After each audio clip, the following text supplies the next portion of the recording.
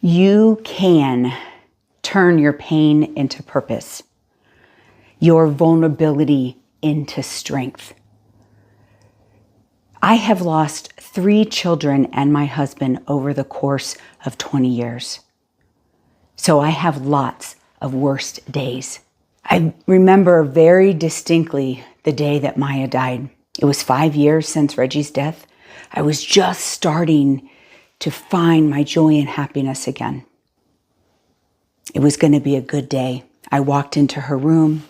She appeared peacefully sleeping on her bed, her CPAP attached to her face. No sign of distress. I began to try to wake her. Her morning nurse was there for the day, and we were doing our little assessment. And as I tried to wake her, she wouldn't move. And I pulled the covers back, and something wasn't right. We realized that she wasn't breathing, and the trauma began. You see, Maya died in her sleep. This is after losing 2 other children.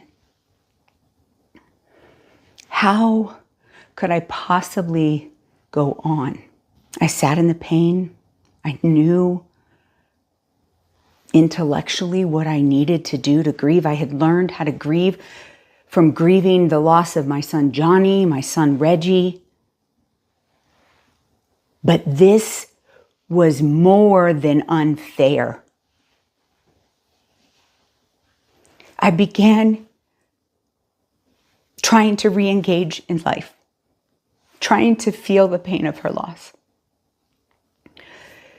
trying to understand spiritually what was going on. But honestly, I realized 9 months after her death that I hadn't even started grieving. I was still in shock. My name's Dr. B. I'm a psychiatric nurse practitioner. I've been one for 25 years before all of this trauma happened in my life.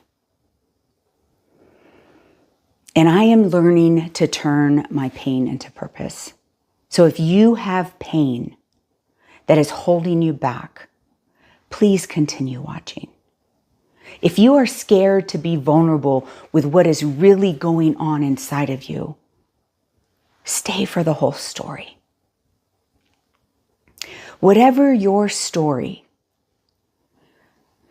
if I can turn my pain into purpose, if I can find joy and happiness again, so can you. I want to tell you the story of my husband. We call him Bundy. That was his football nickname, and it just stuck forever. And just an amazing man. We had a beautiful love story. We met. We were engaged to be married a couple months later, and then quickly got married in the church and truly believed that in karma, in the protection of God, that if we just gave, that our life would be blessed. So we adopted 5 children. We had 2 biological children. And we felt strong and powerful couple that was not only successful in the world's eyes, but helping people and successful in relationship and in life. And I want to read you an excerpt of my book. The tragedy of our story started with Johnny. We were on family vacation in Kentucky. A sense of dread hung thick in the air. "Wait here," my cousin Stephen said. "I'll send someone back for you."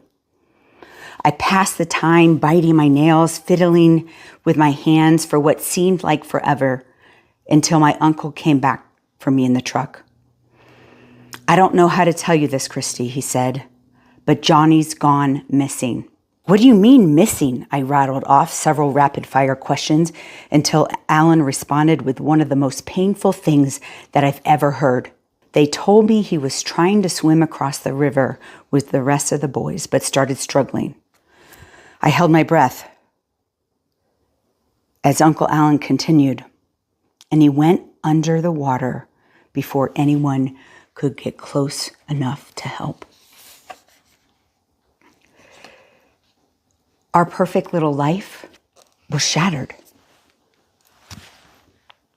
We stood on that river bank, and my husband continued to pray that they would find Johnny alive.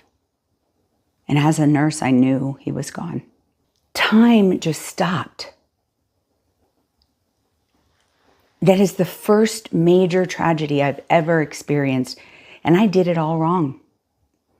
I had 6 other children, a husband, a job, a career, things to take care of, and I went back to life with minimal grieving. And then our son Reggie started having catastrophic epilepsy. Seizure after seizure, doctor visit after doctor visit. No one could tell us why or what was going on. Oh, he has epilepsy. Oh, he has developmental delay. Oh, he's mentally retarded. All of these labels. But I knew something was seriously wrong. And it took them 3 years, took doctors 3 years to tell me that my son Reggie had a rare neurodegenerative condition. And through additional testing, we found out that my other biological child, Maya, and my husband had the same neurological condition. Pain, pain, pain. And in the midst of this, fighting for Reggie's life, taking him to doctors around the world, both alternative medicine and regular neurology, and just truly believing that I would be able to save Reggie. In the midst of raising the other 5 children, I, as a mother, was overwhelmed. And this is where I started to begin to do what I now call the mentally strong method. It got me through the most overwhelming time in my life. I won't say most difficult time, because the most difficult time was after losing Maya and being alone. But the most overwhelming time in my life, trauma after trauma with Reggie, seizures that would break bones, overnight hospital stays, ICU visits, recommending hospice, like just trauma after trauma. My adolescent girls were rebelling, and Maya began having seizures when she was 12. Very different though. Maya's seizures were very well controlled. They were not catastrophic. So the trauma of life was around Reggie.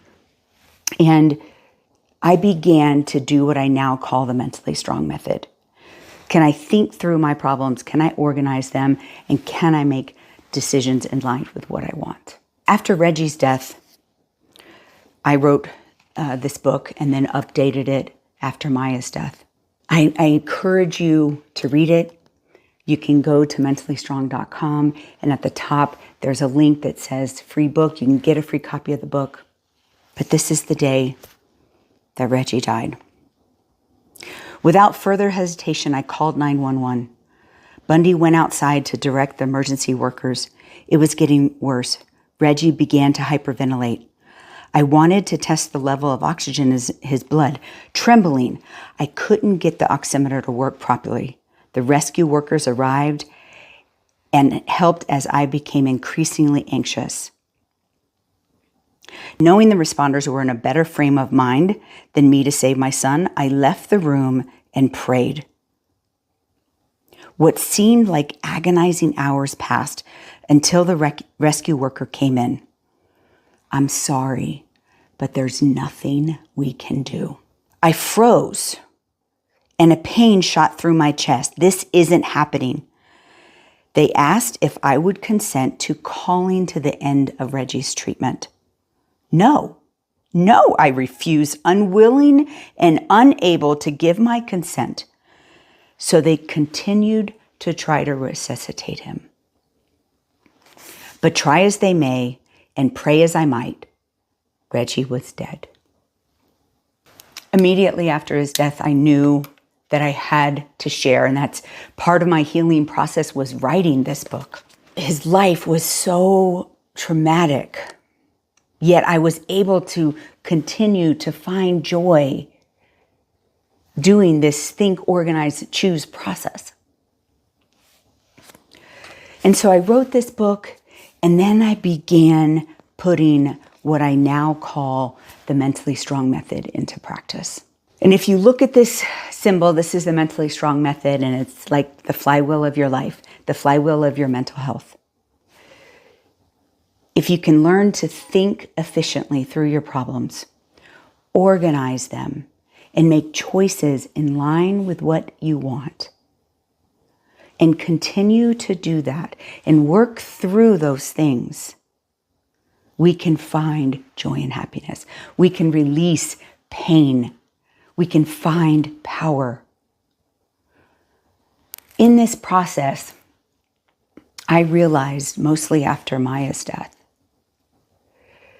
that cognitive behavioral therapy, psychology, grief, trauma, there's missing components. And in the mentally strong method, it helped me through the overwhelm of raising my children. It helped me to identify really how to grieve after Reggie's death. And it was my safety net after Maya's death.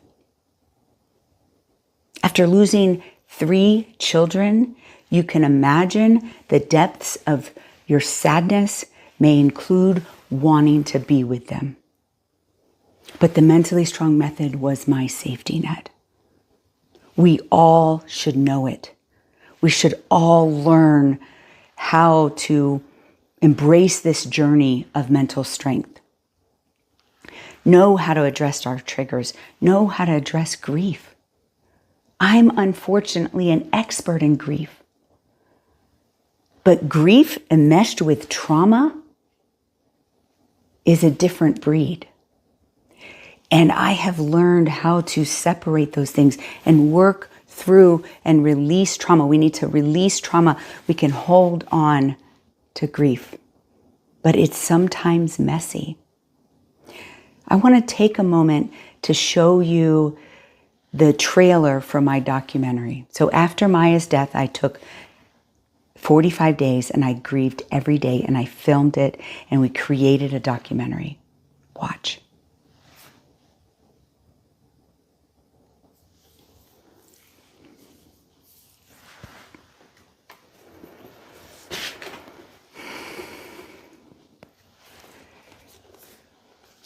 During that 45 days that you just witnessed, I also created the book Grieve with Purpose. You can see how messy and ugly this pain is. Strength and vulnerability. I was committed to grieve publicly so that it can help someone else, can help you.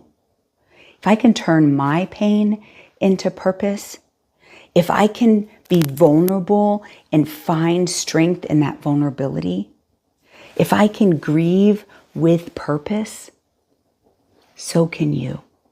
The mentally strong method is what I teach throughout everything I do. Whether you're coming to the clinic through insurance and medication management, or you're doing one of my intensives where you come for 4 hours or 3 days. And we learn to think through our problems, organize them, and make choices. When you looked at that documentary and you saw me doing all these different things, people often ask me, what was the one thing that made the biggest impact? It's the wrong question.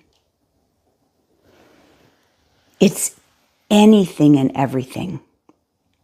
What works for you, you have to try. You have to do different things. I can tell you the first time I did a sound bowl therapy, it resonated a little bit, but it didn't feel like super healing. But I've done it several times more, and I feel the trauma releasing every time I go in.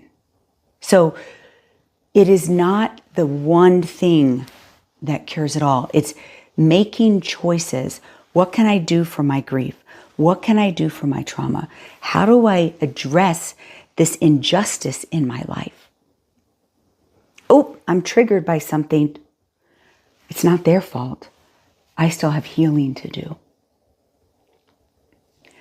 And so the Mentally Strong method is about embracing the journey. And there's 4 main elements of the Mentally Strong method. First is a thought map.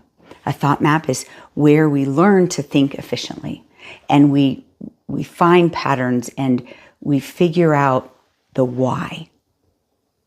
Then we go into identify and organize into these 10 categories.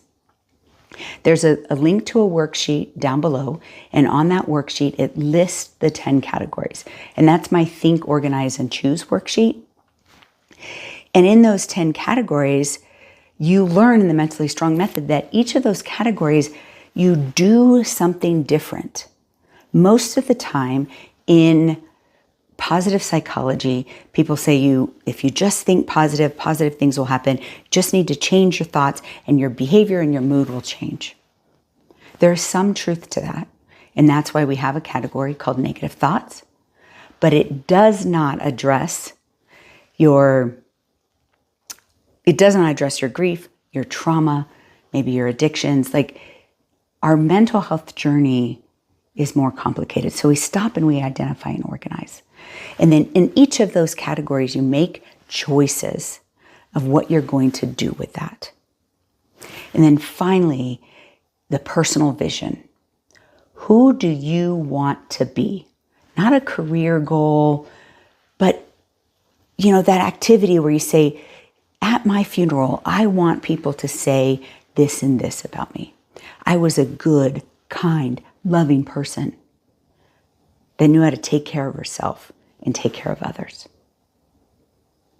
Right? That is my personal vision.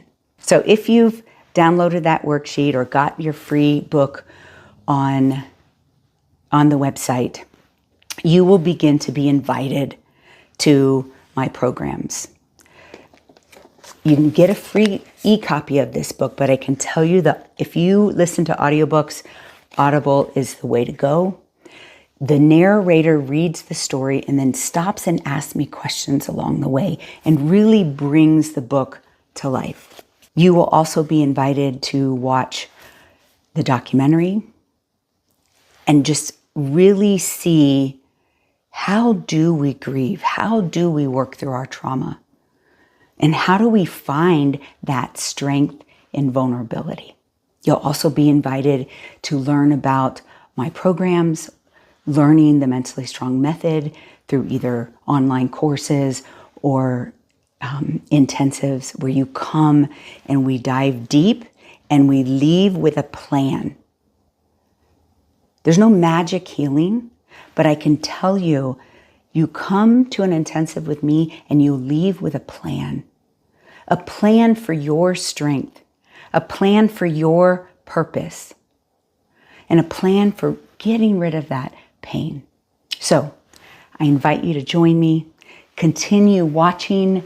The next video is Widowed Too Soon.